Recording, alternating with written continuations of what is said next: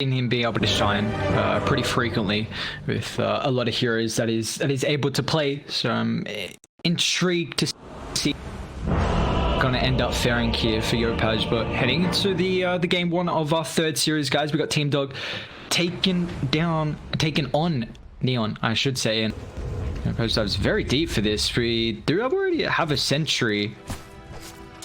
We'll see how Arbed's able to play. Yopaj still posturing pretty aggressive.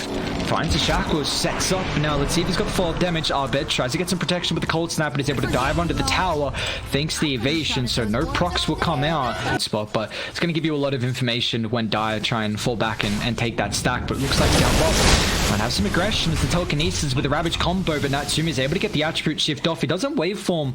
Well, he's actually completely stuck here, but some tangos from the Ogre is going to be able to eat Natsumi through. So Ravage, unfortunately, used there without finding kill, and now they're going to try and look to pressure with the Wind Ranger TPing down. Yopaj, he's got that Javelin. CIS going to need a little bit of help here. He's still pretty tanky. Shackles not latching, but and even the Fireblast's doing pretty much nothing there, but they want to continue diving under the tower without any rotations coming out. CIS is incredibly tanky. He's not done just yet, and Arbed finally TP in, finds Tornado onto two.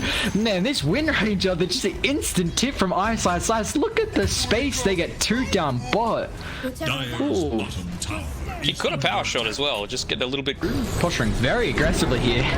Yopaj, thanks for the freebie, just focus fire, the procs of the Javelin, and they wanted maybe more. Although CIS is very difficult to kill, especially because he can turn around with the Ravage combo, and it looks like instead Ogre runs forward. It's like, oh, might have to double back up on the high ground, although in your dreams he's going to show up as well. They get the shackles purged up instantly thanks to the Kraken Shell, and now with the Ravage onto two, there's a stolen shackles from Poloson. Makes it just a little bit extra sweeter as they find three. Yes, he's the hard carry here today, but let's see, mid lane, they're going to try. CIS toss back, gets out the Ravage before the Blood Riot. Dire, they're coming over, but it might be a little bit too late, unfortunately, as that Ravage is now for nothing. Looks like Arbed and Co going to have to try and retreat away after he gets a decent tombstone up on the high ground. Natsumi's going to be careful how aggressive he goes, drops the tombstone himself, and then with the Manta, he gets out of the Spirit Vessel and dying, falling down to the southern side, but it looks like In Your Dream's going to commit to the fight, but he's going to be careful because Natsumi just shreds through him with the adaptive strike, and now they want more. We're already fighting three heroes, trying to try and get a little bit extra greedy with getting a fourth.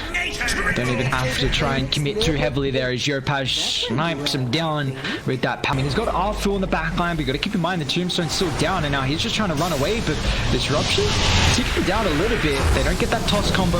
Actually, they get their own tombstone with Natsumi showing up, utilizing the replicate on top of the Undying, and now with the ATOS control from the Bloodseeker, they find Arthur as well. A double for Natsumi. Now he's got enough gold for this. Fortified. Dire's bottom tower. Yeah, they are. They're going to see all three of them. Nice position from Skem. He's going to try and burst down the Rubik Key. Won't be successful. Now they're going to try and look to turn. Yopaj can give some protection. Shackles onto two. Skem, however, stuck inside. The Sunstrike finds a connection for Radiant. Do they want to continue forward for more? Ravage locks in both. In Your Dream, popping the BKB. He's going to try and deal with the Bloodseeker. Is successful at doing so, but now with the backline, Yopaj just shreds through the Phantom Assassin with that MKB. Natsumi's had a pretty free fight as well. Just waveforms aggressively on top of Arthur with the last right click from the Wind Ranger. Natsumi still doesn't really able to carry the world, although the Fade Bolt now is able to deal with that first life. Shackles back up, goes to CIS, and TP is going to get cancelled now. Natsumi, he just wants a little bit extra love. They knew they were going to get CIS to initiate. Maybe you can hope that Neon dive a little bit too far as Yopaj once again going to try and find the core in Arbed, but I mean, there's nothing you can do against the BKB. In Your Dream's just going to blink forward, but now he's going to be careful as well. Yours Rupture controlling. Meanwhile, Natsumi's just going to deal with the backline. Blade Mill does do a little bit, but doesn't at least prevent him from nuking down the support. And with the buybacks coming out, CIS chucks at the Ravage. Don't fall for the moment, it's just a Phantom Assassin. But the Cataclysm is available because the Invoker's down for 30 seconds without a buyback, but they're still running rampant here as Natsumi controlling up In Your Dream. He's incredibly outside the base here. He's going to try and get back into the Phantom Strike, but it just doesn't matter. Neon styling over Team Dog at the moment, and they'll finally call it quits. It's a 29th minute victory for Neon's new roster here as they take down Team Dog. Good gameplay coming through from Neon and just abusing. The big thing that I noticed in that game was that they were so effective at staggering these deaths that Team Dog were always kind of in a position where they were like, oh, I would love to fight, but we're just missing one. I didn't know, did you? Bad man. Yeah, feels I got ultra bad. the shaman tongue. That's about it. That's not. It's like a tier 3, so yeah, I'll take it. I want the Undying one, the one that makes it like the gate, the tombstone. That's the real one I want. But I also don't. Mid, Polo, ruptured up. Try and put some pressure on top of the shaman. They can even drop the tombstone just in case there's a dire potential, but Polo is actually going to try and turn with the Serpent Lord's monster shot, just deals with him instantly. They can also claim out that tombstone if they want more, and the blood's going to come through as play hard on trouble on top of the backline. Inside the river though, Arbed finds a control, drags back the Undying. Natsumi's got a free position on the high ground here. Ice, able to find the ball, but can you get up the high ground fast enough? In your dream's going to have this Stormhammer up in a couple of seconds, but nice silence providing the distance, and Natsumi looking to turn as well. Meanwhile, yeah, he's just dishing out a lot of the tanky effect, but it looks like now once they get the kill on the Undying, they're going to try and turn and deal with the Drow Ranger next. Natsumi pays the price. Geopage still doing a pretty decent job at least disrupting the back. Finds himself the double kill, but he's already utilized all the remnants here, so Ember, he's in trouble. Polo, with that follow-up control, they're going to be able to bring down 3 on Neon. Very nicely done there. That Aghanim Scepter up on the Sven. Nice position for the Shamans. Gonna end up popping smoke. Instant Hex though. The Stormhammer still finds the connection now with blood right on top of the backline as well, but they haven't cancelled the shackles, and the fall raw. Ember is in trouble. They're gonna be able to get the soul rooping up Dire. They've used a lot of the stuns at the start of the fight. Let's see if they're gonna be able to come off cooldown here to deal with the Ember once he jumps back forward. Boat off the mark. A lot of abilities being whipped, but now with the relocate straight on top of the backline, they found Natsumi. That's the perfect target they've won. And now with the free movement they get thanks to the Ire ultimate, they're just going to be able to hunt down Drow. They'll even find the Undying as well underneath the tier 1 tower, but they're not done just. Ice. Actually playing still pretty far forward.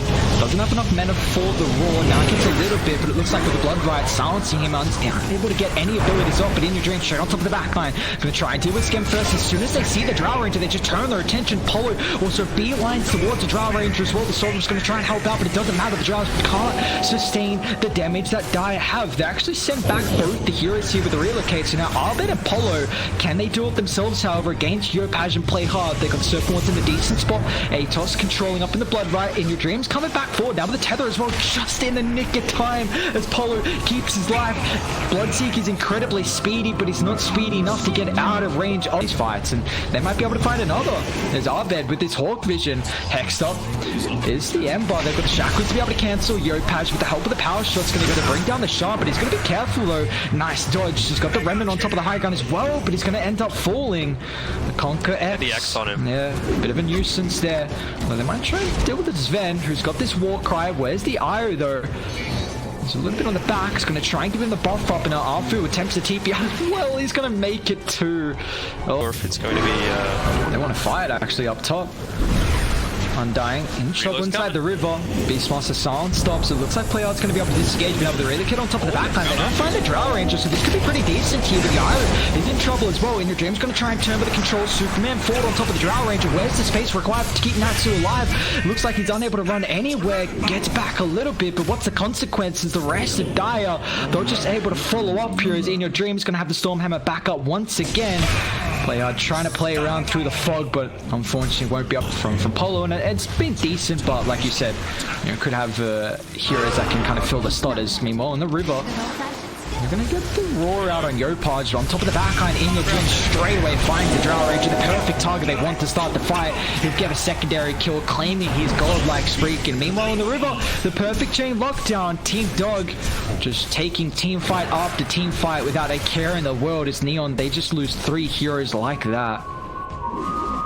It's... Guys playing the high ground. They're going to drop the ward to get the vision now with the chains as well. Raw still in cooldown. Arfu's going to try and get the relocate fast enough. And now with Mechanism heal, it looks like Beastmaster's going to be fine. It's a lot of damage with Blood right on top of the backline. Serpent Lords continuing to control this Drow on top of the backline. Where's the follow-up? And there it is!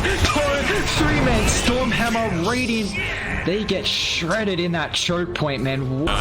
the string chains combo. Who's been caught out? It looks like he is done. There's nothing you can do.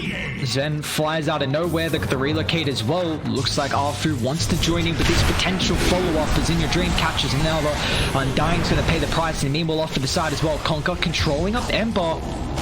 with the follow from Polo, they've got the Hex into the Shackles. That's a third death through this engagement as Neon down 23k and the top wall shoved in, so they're going to try and, oh, nice arm. BKB popped instantly. Eyes fall pretty low here to start, which is a key target for them to be able to bring down. Looks like Undying's in a bit of trouble as well. Popsy goes stepped up, but it looks like Dire just going to try and deal with the Tombstone instantly now with the Roar as well, controlling up Skem.